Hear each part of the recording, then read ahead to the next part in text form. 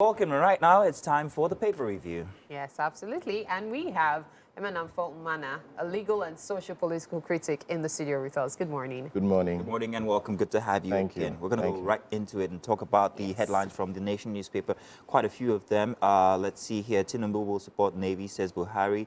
Sherika, more heads to roll in aviation agency. However, the big one for the Nation newspaper, and it's something everybody's been talking about since yesterday, petrol, diesel, others to flow from Dangote Refinery from July. 40% of output from the 650,000 BPD facility for export. Should we be excited about this? There's so much talk about how this will help the situation currently. However, we did have a reviewer yesterday who told about the fact that you're going to your neighbors, he would be exporting most of the raw materials when we already have this. So how does that? I think the front-burning news is actually something we should rejoice about. We now have an individual doing what a government, in quotes, could not do for the past 8 years or past over 2 or 3 decades. However, I think we should still not be quick to criticize. Let's see how this pans out from August. Whether they're exporting or importing, one thing is clear: we have a refinery that will still soon be up and running. So, of course, there are ripple effects which will definitely benefit the economy. So let's look at the positive side. Let's look at that the private sector is actually contributing its quota to the nation, and let's look at it from the bright side. But you see something, we're always talking about the bright side and just saying, okay, whatever happens, we'll tender to it when it gets there. How about the monopoly that this actually brings on the table here for the investor, Dangote himself? I mean, he would be the sole producer for petroleum products in Nigeria. How does that affect me as the individual eventually? Now, that is true because, of course, we are expected that this economy should be an open market, a free market. Of course, we've experienced his monopoly, so to say, in other areas, and now, so there's always your The trepidation. exactly, and then your expectation for that. It's right. However, I think people are clamoring. I hope this license will also be out for other persons. So what I think should happen is let other private sector players, let other entrepreneurs, they could come together and seek that same license to break that monopoly. Of course, there is Dangote Sugar, but we have other persons doing so. We have the flour, we have the cement, we have others doing. So I think it should actually be a challenge to other entrepreneurs to come together. We've given one this license. I think we can do us. There's also flight advantage. How long will it take before another any other individual to put together such a project?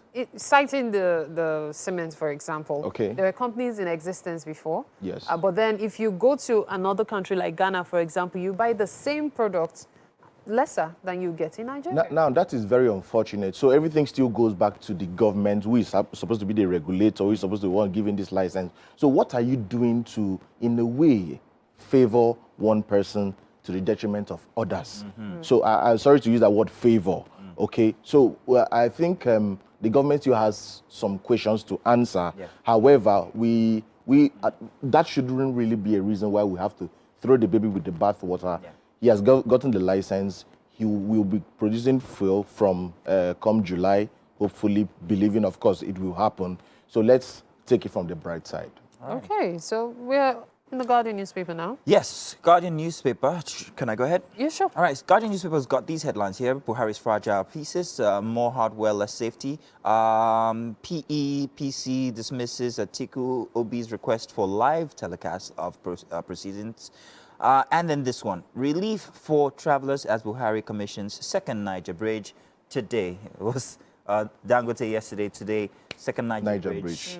Economically, this is a good thing. This is a good thing, but the two issues or the two projects yesterday, today, would we say that in 8 years we've just had 2 legacy projects?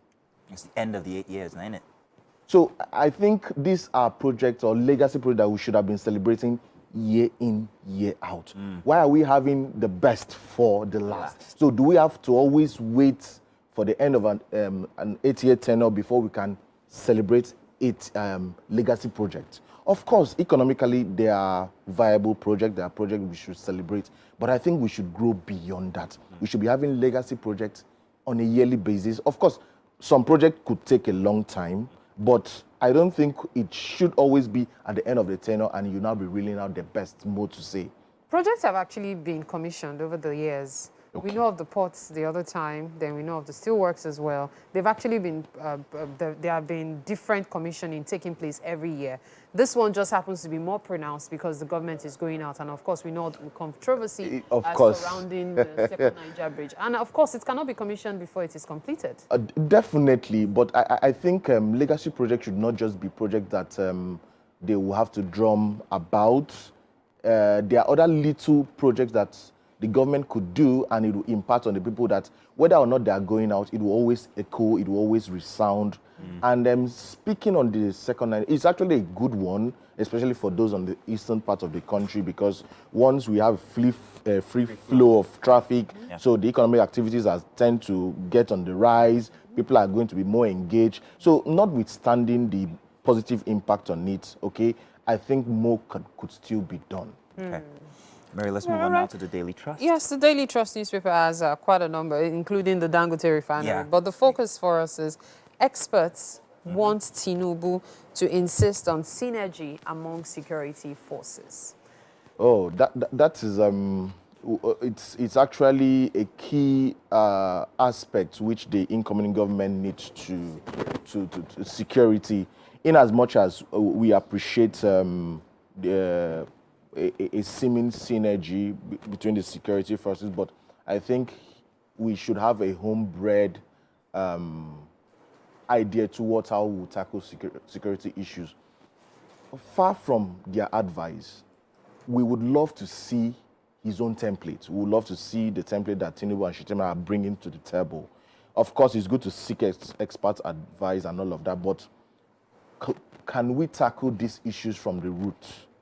Of course, synergy could be part of it. But aside synergizing, can we tackle the security issues from the birthplace? So, because if you don't tackle it from the birthplace, you will just keep on thinking of how to solve the problem when it happens, not actually solving it from where it's happening. So let's not just go from being reactive to being proactive. And what would you suggest that template be like? For them, I think it's going to be geographical for me. The security challenge in Nigeria is actually geographical from the north to the east. So are you going to listen to why these things are happening?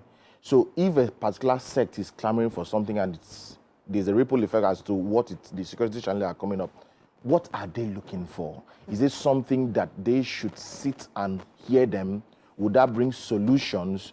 So it shouldn't really be about using force and other military ways to try to combat it, but let's dialogue, let's look for other areas where, as simple as education, if you are educated, I don't think you would carry arms. Yeah. That's the truth. It seems to bring to mind, once again, the argument for community policing and all of that. But we might touch on that again. Let's visit our last paper for today, which is the Punch newspaper. And first and center is also the story about the Dangote Refinery and the effects on Nigeria. And also this one in focus, governor-elects protest as outgoing governors shun transition panel. Okay, it's rather very sad that they are, if that is true, of course, because I've gone through my research, they've actually, some are debunking, of course, they'll always debunk such things. But in as much as a transition panel is made available to have a smooth transition between the incoming and the outgoing, I still believe in a situation where if systems were actually working well, there wouldn't really be a need for all of that. Plug and play. So are the incoming governors saying, but for the transition panel, they will not be effective? Exactly. So that's why we have the civil servants, the permanent secretaries. Those are the institutions that should tell you things as they are. So you pick it up from there and you get the ground, you hit the ground running. So whether they are cooperating or not, government is in continuum. If systems work, I don't think there's any need for this clamor. Let them get into the system, the permanent secretaries and other heads of MDAs and government ministries should come up with where they are on projects. Those contracts, they're all documented. Yeah. You know, so pick it up from there and move. I guess perhaps what the governor is, elects are thinking of is there's a difference between when you get stuff from the permanent secretaries and all, but there are certain things that you can glean from the governors that are leaving that you probably wouldn't be able to get from all of these folks. So are you saying... Yes. Okay. Those ones provide documents, but the governors that, the outgoing governors will provide the information you need. There are certain things that, it's just like you have an assistant and you're leaving a position. There are certain things your assistant will give me all the documents that I need, but there are certain things you'll tell me directly that I'll probably not see in the pages of the Undocumented. I understand where you're coming from. So it's just like in a typical employment scenario where you have someone taking off from your JD or your role. So you actually need someone to walk you through and all of that. Onboarding. Exactly. Onboarding process. So that is in place. But however, for me, in a very transparent dispensation or expectations, if you have information that are not documented, that means you are hiding something. Why aren't they documented? Why are there documents? Why aren't they documents? And why is it only made known to the governor that such that it's only when I sit with you, you now give? That means there is something that is within the governor that is not in public domain. I don't think that is Some the documents intent. are official. Some are personal A observations. governor is a public figure. Yes, and but nothing is some private documents, about. anything that has to do with the public can be documented. But things like personal opinion, things like personal observations, experience, those are things that you need from the experienced person. It's a good scenario you're painting, but Official documents do you expect a party that has overrun the other party? That's a different one. So that scenario would work best where you have two party members, Yeah. and so they can sit Exactly. and God will even say, I could talk to you mouth to mouth. So it's a very good situation. They are friendly. But what if they are actually fighting even before they've gotten into power? So that opinion, you told us you have experience. So as you're coming, come with your own Don't tell me experience. your I own. won't tell you my own experience. You know what? It's been an interesting conversation. And a very lightweight to end it off. Yes, very lightweight. I'm actually sure people are going to be talking about the Dangote Refinery Yeah. today, Yeah. especially with the removal of subsidy that is coming and what it might mean. We'll be Exactly. buying petrol 1,000 naira per litre. Please don't jinx it. Unfortunately or unfortunately, we'll not have to see the tribunal trial live. Yeah, that's another one. That's Well, another too bad we don't have time to talk Yeah. about that because that would have been a very, very good Yes. topic. Thank you so much for your Thank time. you.